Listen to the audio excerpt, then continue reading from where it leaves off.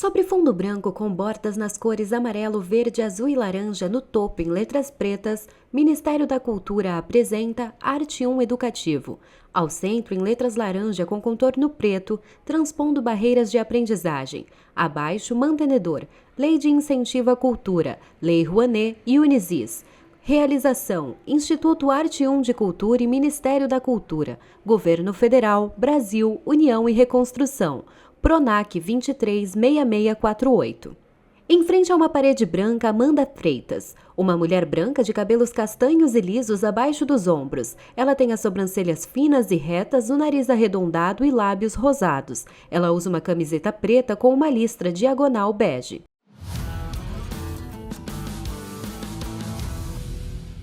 Olá, eu sou Amanda Freitas, sou historiadora, museóloga e especialista em acessibilidade cultural. Nesta aula, abordarei o tema Eliminação de Barreiras Atitudinais sobre fundo branco, símbolo internacional de acessibilidade. Com as pessoas com deficiência. Segundo a Lei Brasileira de Inclusão de 2015, as barreiras atitudinais são atitudes ou comportamentos que sobre fundo branco em preto, lê-se barreiras atitudinais das pessoas com deficiência em igualdade de condições e oportunidades com as demais pessoas. Ou seja, podemos dizer que as barreiras atitudinais são compostas por preconceitos, discriminação, exclusão social, inferiorização, isolamento, sentimento de pena ou de dó, estereótipos e estigmas que estão enraizados na sociedade há décadas e que impactam negativamente a inclusão desse público. Há uma tendência histórica em subestimar a capacidade dessas pessoas, promovendo uma visão paternalista que as vê como dignas de pena ou como heróis, quando realizam atividades diárias sozinhas. As barreiras impostas para esse público contribuem para a exclusão social e dificultam o acesso aos direitos básicos, como a educação, o emprego, serviços de saúde, cultura e lazer. Para que esses obstáculos sejam rompidos, é necessária a conscientização de toda a sociedade, unindo esforços para que a igualdade de oportunidades seja igual a todas as pessoas. Outra barreira significativa é a falta de conscientização e sensibilização da população em geral. Muitas pessoas não têm a mínima ideia de como abordar ou interagir com as pessoas com deficiência, levando a situações de extremo constrangimento ou isolamento. Por este motivo, nessa aula, iremos compreender como se relacionar, orientar e auxiliar esta população. Sendo assim, é necessário compreender que a transformação só será completa quando a sociedade de fato entender que a deficiência é uma característica como qualquer outra e que todas as pessoas, independentemente de suas capacidades, têm o direito de participar plenamente da vida em comunidade. Compreender a quantidade de pessoas com deficiência é extremamente importante, tanto no âmbito global quanto aqui no nosso país, pois somente quantificando os números é possível cobrar e criar políticas para essa população. Segundo a Organização Mundial de Saúde, a OMS, cerca de 15% à esquerda, um mapa de pontilhado mundial sobre fundo branco em preto, com algum números. Tipo de deficiência, o que representa cerca de 1 bilhão de pessoas. Já o censo demográfico de 2022, realizado pelo Instituto Brasileiro de Geografia e Estatística, o IBGE, revela que 9% da população brasileira tem deficiência, ou seja, 18,6 milhões de pessoas possuem deficiência visual, auditiva, intelectual ou múltipla. No Brasil, a acessibilidade é um direito fundamental e uma base sólida para a construção de uma sociedade mais justa e igualitária. E por este motivo, as políticas públicas exercem um papel crucial na promoção da inclusão e na garantia de oportunidade para todos, reconhecendo e valorizando os direitos das pessoas com deficiência e mobilidade reduzida, promovendo maior equidade e justiça social. 2 documentos são extremamente importantes. O primeiro é a Convenção sobre o Direito das Pessoas com Deficiência. À esquerda, a ilustração de uma balança sobre fundo branco em preto, políticas e leis no Brasil. No ano de 2006, o qual foi o marco na luta pelo direito das pessoas com deficiência, e o segundo, a Lei Brasileira de Inclusão, a LBI, sancionada em 2015, que estabelece uma série de diretrizes e obrigações para garantir a inclusão e acessibilidade, além de definir sanções para os casos de discriminação. E dando continuidade na pauta de discriminação, é muito importante compreender as demandas atuais das pessoas com deficiência, que são extremamente importantes para que nossa sociedade cada vez mais se torne igualitária.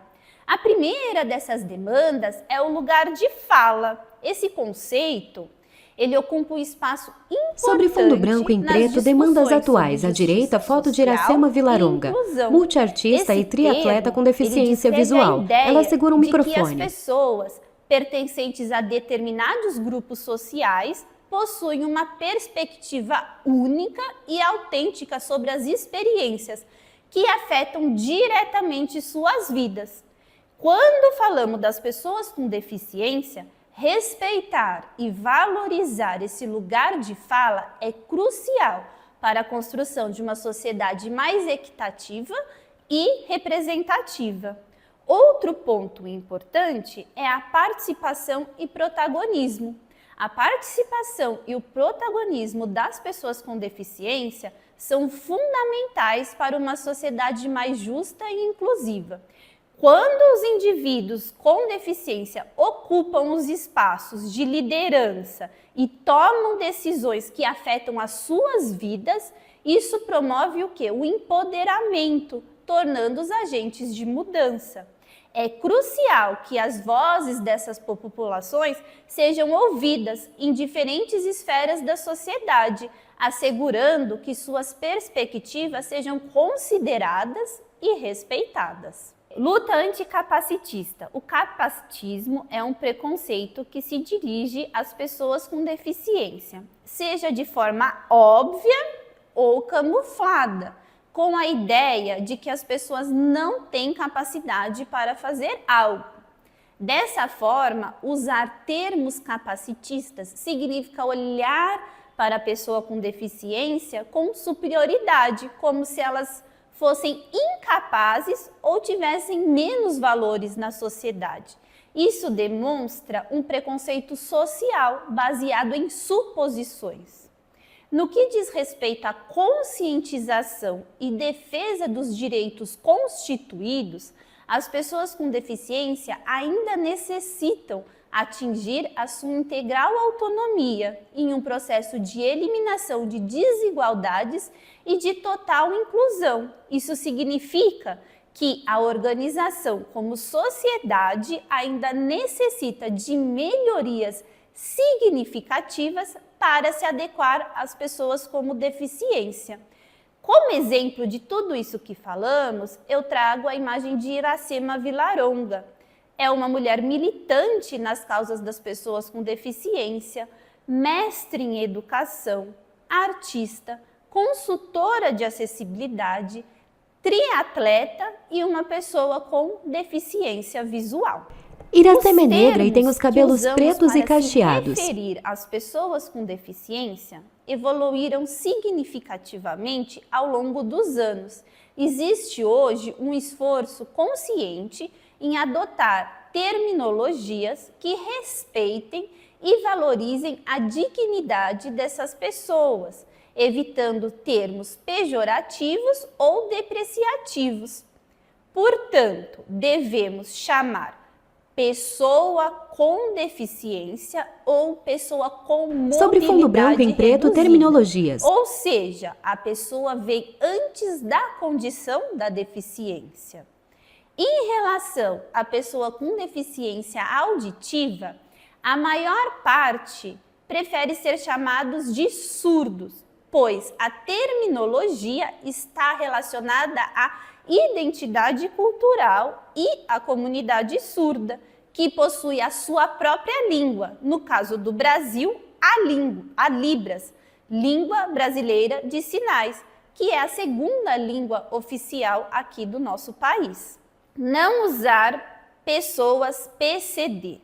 A sigla PCD significa pessoas com deficiência e ela é utilizada em diversos contextos. Porém, o seu uso pode reduzir a pessoa a uma categoria ou condição, desconsiderando a individualidade. Muitas pessoas preferem se identificar então como surdas, cegas ou a uma condição específica, em vez de serem agrupadas sob uma sigla genérica. Não usar o termo anão. A forma correta é se referenciar a essas pessoas como pessoa com baixa estatura ou nanismo.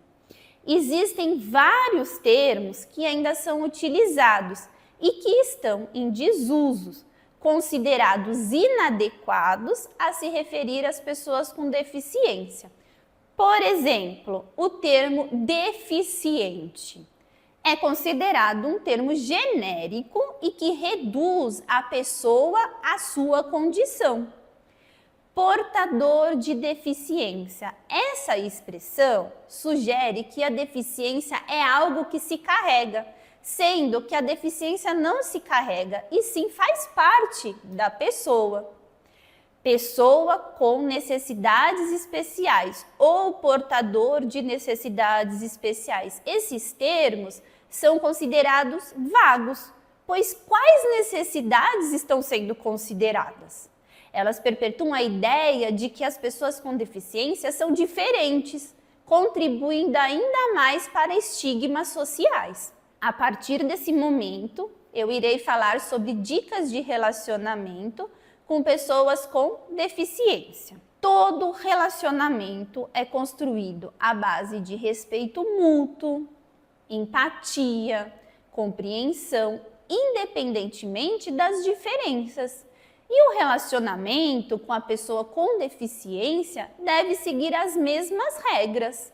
Portanto, antes de oferecer auxílio, pergunte À esquerda, se a ilustrações de pessoa balões precisa. coloridos com interrogações Pergunte vazadas. À como a direita, sobre pessoa fundo branco em deseja preto, ser dicas de auxiliada. relacionamento. Por exemplo, bom dia, o senhor precisa de auxílio ou informação?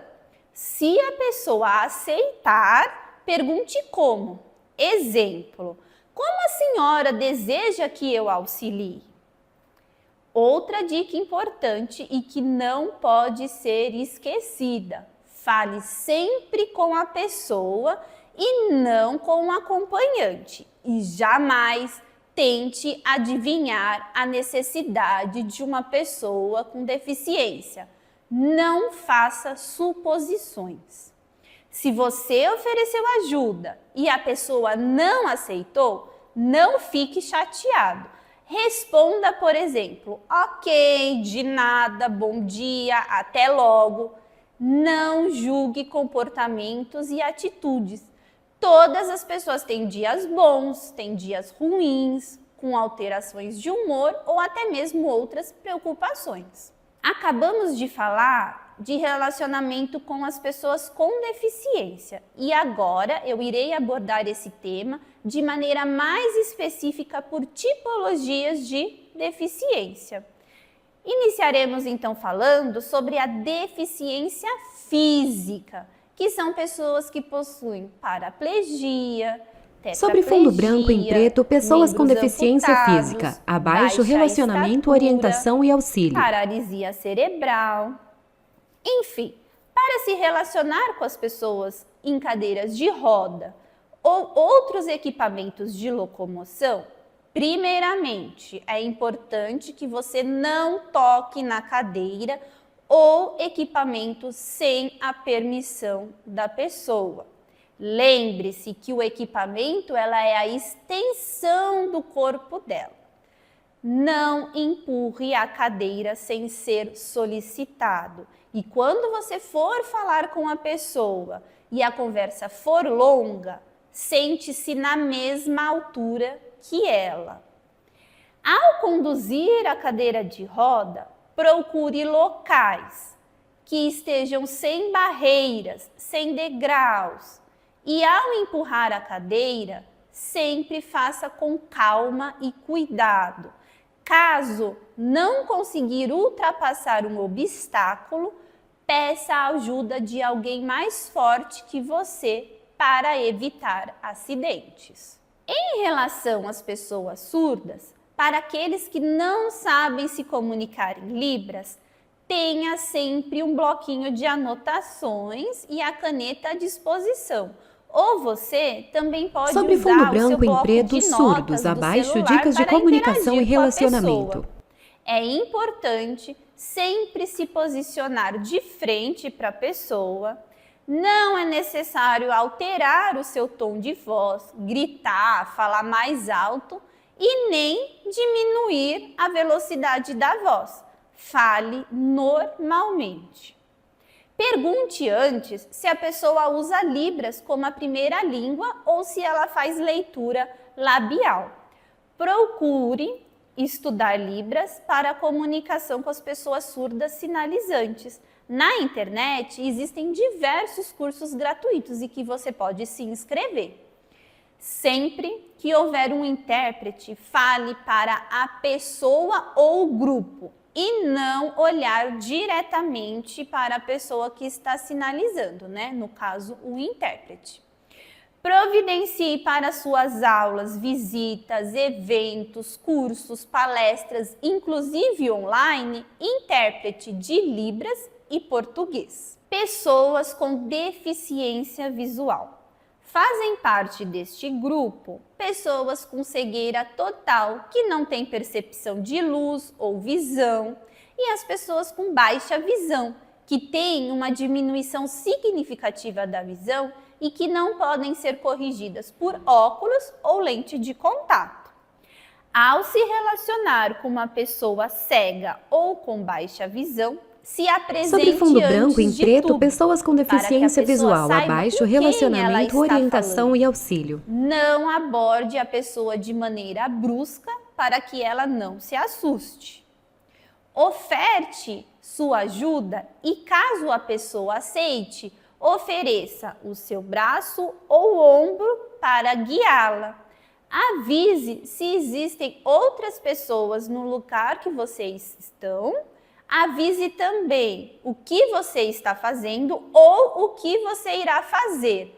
E jamais deixe a pessoa sozinha sem avisá-la. Não utilize palavras como aqui, lá, isto. Dê orientações precisas. À sua direita, à sua esquerda, à frente, atrás. Você pode utilizar também normalmente as palavras como ver e olhar. Não precisa sentir-se constrangidos com esses comandos. Descreva imagens, cores e recursos visuais e tudo que você puder incluir a pessoa no ambiente que ela está inserida. Em relação às pessoas com baixa visão, algumas preferem caminhar sem segurar no guia. Não segure de maneira nenhuma na bengala ou na roupa para guiar a pessoa. Sobre fundo branco em preto, pessoas com baixa visão. Também não é aceitável empurrar para trás. Em escadas, indique o local do corrimão e de que lado está. A pessoa com tato conseguirá subir e descer sozinha. Esse movimento faz parte do seu cotidiano. Você deve acompanhar o percurso e voltar a guiá-la no final da escada. As pessoas com surdo-cegueira usam sistemas de comunicações alternativos e tecnologias assistivas táteis para se comunicarem. Os métodos mais utilizados são o Tadoma, um método que envolve a percepções de vibrações da fala por meio do toque, colocando as mãos nas áreas específicas como gargantas, lábios e queixos. Já na Libras tátil, o indivíduo ele toca na mão do usuário para sentir os sinais Sobre fundo formados. branco em preto, pessoas com Eles surdo-cegueira. À utilizam direita, também mãos a juntas linha sinalizam. Braille para a leitura através de pontos e relevos. E a estenotipia Braille, que permite em tempo real transmitir informações de uma palestra ou curso. Raramente essas pessoas saem de casa sozinhas. Estão sempre acompanhadas de um guia intérprete, um profissional, familiar ou amigo responsável pela orientação espacial e de comunicação. No Brasil, existem serviços públicos e particulares de guia intérprete, sendo principalmente na área de educação e saúde. Como exemplo, temos a norte-americana Helen Keller, nascida em 1880, e que ficou cega e surda ainda criança. Ela aprendeu a se comunicar através do toque e do braille e se tornou ativista e a primeira mulher surdo-cega a ter um diploma universitário. A Lei número 14.951/24 foi sancionada e publicada em 5 de agosto, estabelecendo cores específicas para a bengala longa, usada por pessoas com deficiência visual, a fim de identificar o grau de deficiência do usuário.